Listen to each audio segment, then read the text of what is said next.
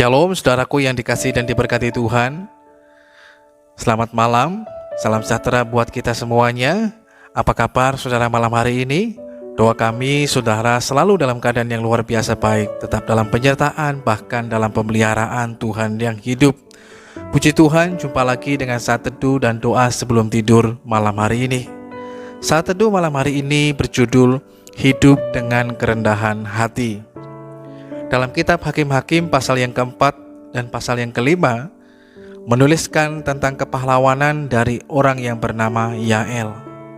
Yael seorang wanita tetapi memiliki hal yang luar biasa, begitu berani, dan kemudian dia membunuh Sisera yang merupakan musuh dari bangsa Israel. Namun sekalipun dalam kehidupannya dia telah melakukan hal yang hebat, berjasa bagi bangsanya, tapi tidak sedikit pun dia membanggakan dirinya atas keberhasilannya. Dia tidak berteriak-teriak di hadapan orang Israel bahwa dia telah membunuh Sisera dan dia berjasa. Namun yang dilakukannya, dia tetap rendah hati. Dia mengembalikan semuanya, bahwa semua yang terjadi hanya oleh karena pertolongan daripada Tuhan, dan kemuliaan hanya tetap bagi Tuhan. Itu sebabnya dalam Hakim-Hakim pasal yang keempat ayat yang ke-23 dikatakan, demikianlah Allah pada hari itu menundukkan Yabin raja Kanaan di depan orang Israel. Bahkan kemudian ada pujian juga dari Deborah yang salah satunya ditujukan untuk membanggakan Yael atas apa yang telah dilakukannya. Saudaraku yang dikasihi dan diberkati Tuhan, belajar melalui apa yang dialami dalam kehidupan Yael, seorang wanita yang begitu rendah hati, sekalipun sangat berjasa, sekalipun memiliki sesuatu yang hebat yang sebenarnya dapat dibangga-banggakan di depan banyak orang, tetapi sekali lagi kerendahan hatinya lah menyadarkan dia untuk senantiasa mengembalikan semua kemuliaan dan pujian hanya bagi Tuhan. Dia hanyalah alat di tangan Tuhan.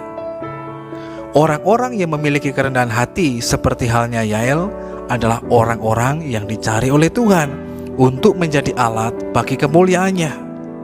Selain tidak haus akan pujian dan penghormatan, orang yang rendah hati juga mudah dipakai oleh Tuhan, ditempatkan oleh Tuhan di mana saja, dan mudah dipakai oleh Tuhan untuk memberkati siapa saja tanpa memandang muka.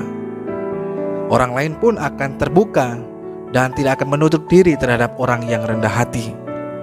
Memang tidak mudah menjadi orang rendah hati, apalagi berada di tengah zaman yang penuh dengan kompetisi seperti sekarang ini. Selain karena naturnya manusia ingin menjadi orang yang dipandang, dihormati, persaingan yang mendorong orang berlomba-lomba untuk menjadi yang terutama, semakin membuat kerendahan hati menjadi karakter yang sangat diabaikan oleh banyak orang, tak terkecuali juga oleh orang-orang percaya. Untuk itu saudaraku yang dikasihi dan diberkati Tuhan, hiduplah dengan kerendahan hati, dan itu harus menjadi perjuangan dalam kehidupan setiap kita. Selain berharap pertolongan dari Tuhan agar memampukan kita, kita pun harus terus melatih diri kita untuk hidup dalam kerendahan hati. Karena karakter kerendahan hati tidak didapat secara supranatural atau bahkan secara instan. Kita harus belajar membiasakan diri untuk hidup di dalamnya, sehingga dengan melakukannya secara terus-menerus, rendah hati menjadi sebuah kebiasaan dalam hidup kita. Jika sudah menjadi kebiasaan, maka kemudian kerendahan hati akan menjadi sebuah karakter yang melekat dalam kehidupan kita, sehingga kita memiliki karakter Kristus, yaitu rendah hati. Ketahuilah saudaraku yang dikasihi Tuhan, oleh karena Tuhan sangat menyukai kerendahan hati, maka telah tersedia berkat-berkat-Nya bagi kita, orang yang mau hidup dalam kerendahan hati. Firman-Nya berkata bahwa orang yang rendah hati akan makan dan kenyang, dalam Mazmur 22 ayat yang ke-27. Bahkan orang yang rendah hati akan mewarisi negeri, dan kesejahteraannya akan berlimpah-limpah, dalam Mazmur 37 ayat 11. Orang yang rendah hati pun akan diganjar dengan kekayaan, kehormatan, dan kehidupan. Amsal pasal yang ke-22 ayat yang ke-4. Dan masih banyak lagi janji-janji Tuhan bagi orang yang bersedia dan mau terus belajar hidup dalam kerendahan hati. Oleh karena itu saudaraku yang dikasihi Tuhan, malam hari ini marilah kita mau bersedia untuk belajar rendah hati, agar hidup kita dapat dipakai oleh Tuhan untuk menjadi alatnya memberkati banyak orang. Hanya orang yang rendah hati yang dapat dipakai menjadi alat Tuhan.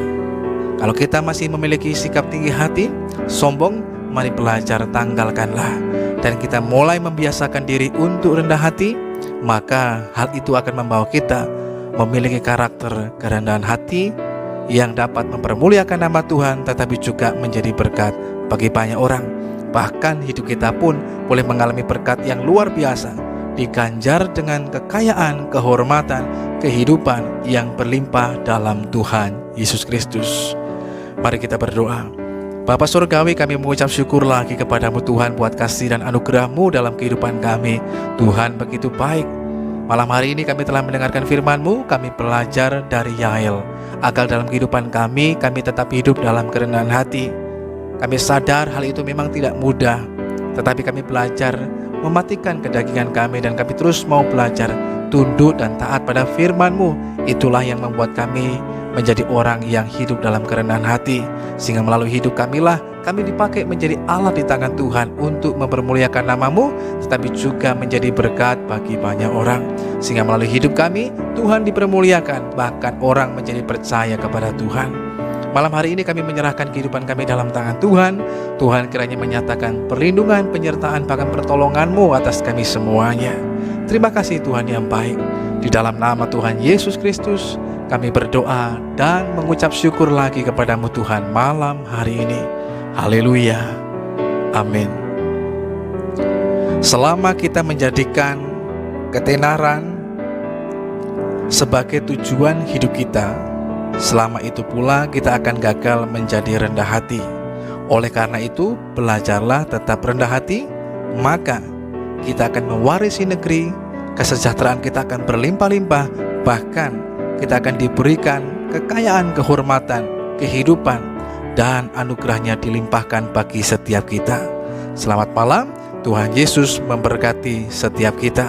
Sampai jumpa kembali pada saat teduh dan doa sebelum tidur yang selanjutnya.